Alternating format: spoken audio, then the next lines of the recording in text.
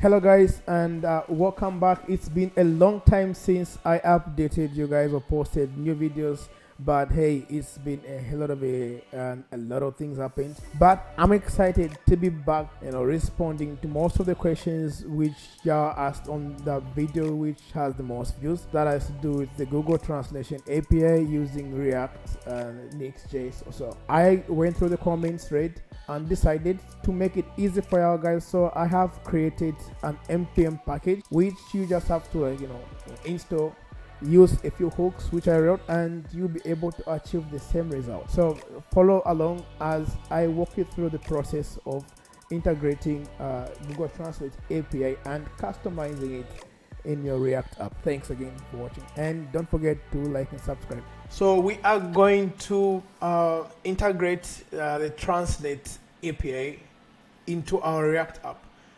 As you've asked me a lot of times from my previous tutorial where we integrated Translate API into just normal HTML, CSS, JavaScript, right? Today we are going to do it in React, right? So to make things easy for you, I have created an npm package for you guys. All you have to do is just use it, right? So I'm gonna show you the first step that we're gonna take here. We come to Google Translate. I'm gonna put the links in the video, in the description, right? So Translate here, Translate docs, audio, video in real time, Google AI. All right, let's say, and we come to the marketplace. Here, enable this product, and come to the manage section, and we are going to create our credentials from here, right? As you've seen, I have a credential here, right? We can just, let's say, add a new one. You can always add a new credential here, right? And we go get the API key that's going to come from here and use it. Yep. So let's get this key.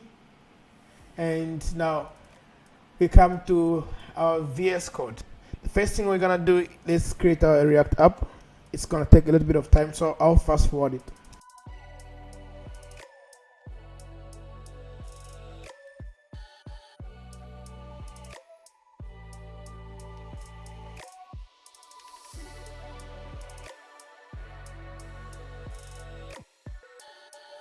Let's close this. Let's open a new terminal here. New terminal, and let's create my site. Awesome. This is gonna work now. So it's going to take a little bit of time. So as we are waiting for app to build, I'm going to walk you through my library. Okay. So you can access it here on the npm.js. How to use it? You have to install npm install React Google multilingual, and you need to provide. You can so this is a context, right? A context provider. You are going to wrap this whole thing throughout your app, the entire application. Wrap it in this context, and as props, you are going to pass in an API key, which we got from the credentials here, and the default language. It is your site's default, the content. If your website is in English, right, put in just a language key. If your website is in French, put the language key for French, right? So and we are going to wrap our entire app inside the translation provider, and we're going to create a custom language switcher, right? It's up to you to decide how you want to style it. If you want many languages, you're free to add more here as you want. And how to use this, right? Just create. If you have already your components, right? Before exporting your component, wrap it with this hook, which is inside the library called with translation, and it's going to do the magic behind the hook. And what else? And that's how you use the language, right? That's how you use this tool. So I can see we are done almost. Okay, a little bit more remaining. Awesome. Okay, so we are ready. So let us go into our new site. So cd my sites, and what we're going to do, let us install our library here before we do anything, right?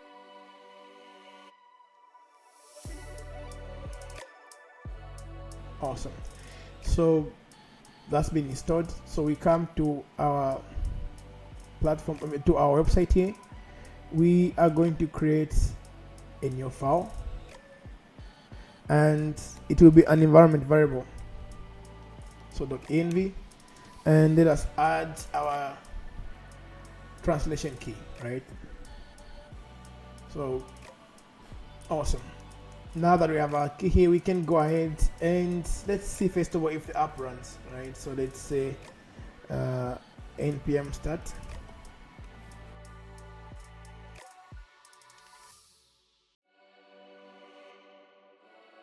So as we are loading our app,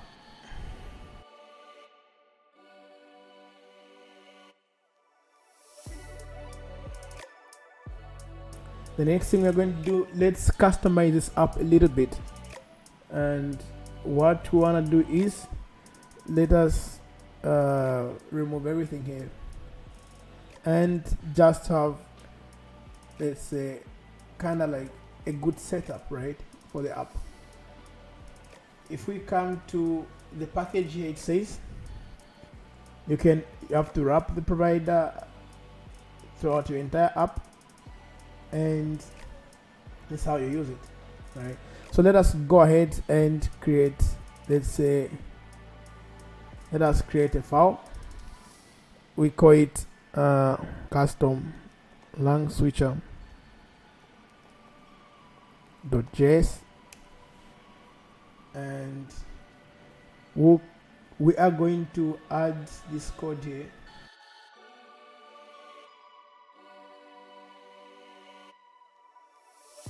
And this will be our language switcher. And let us create an example component. And it could be anything. Like, you can feel free to rename it if you want. Let's just say example component.js, right? And here, this is just a simple, let's say RFCE export default. Okay, so this is React. Okay, my component, and we can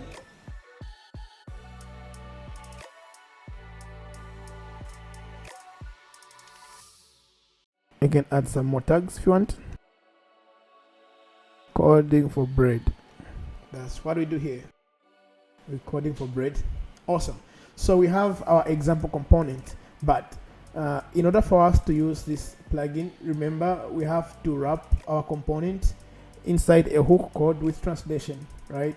So this is the hook. It's coming from our library with translation, right, from React Google multilingual. Awesome. So now that we are done with our example component, let's just save it, right?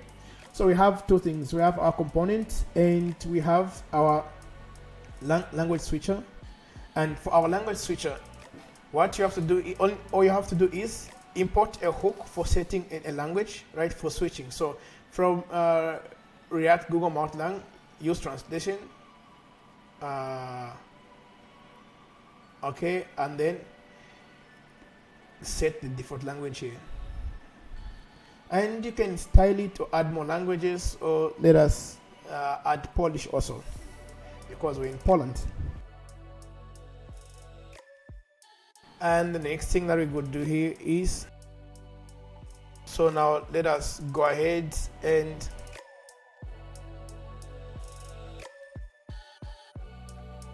we have to import the custom lang switcher.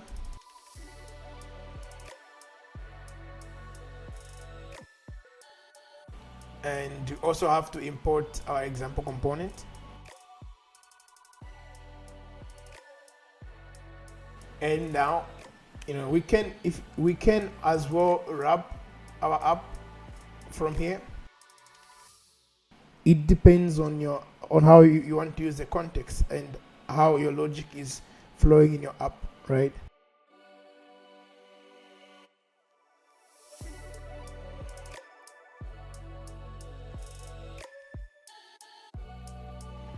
Okay, and don't forget to import our provider. Here we don't need the logo anymore. Okay, and we have to import these as well, right? So import from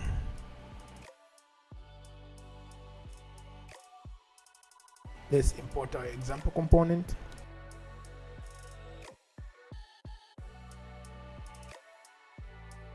So what have we done so far, right? So here we have wrapped our app, not entirely, but the components inside the translation provider. But remember here we named our environment variable something different. Our environment variable here is called this one here. And we have set our default language here is English because our components are written in English, right? So the default language will always be the initial language that you're using in your app. And let us restart our app. Let's cancel. And oh, it's already working. Awesome. Okay, let's just restart.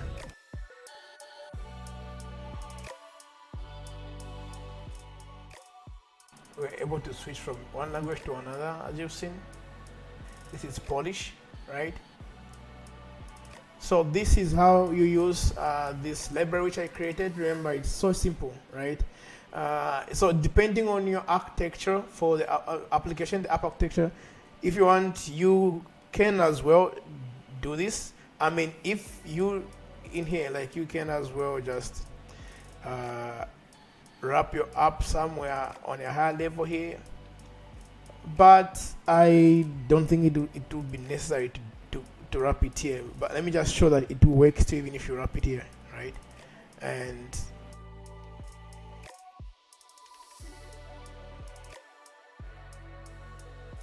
let's see in here. Okay, we made the import. All right, so we have the app is still running, okay, and everything seems to be okay. Okay, so let's test one more. So we're switching between languages, right?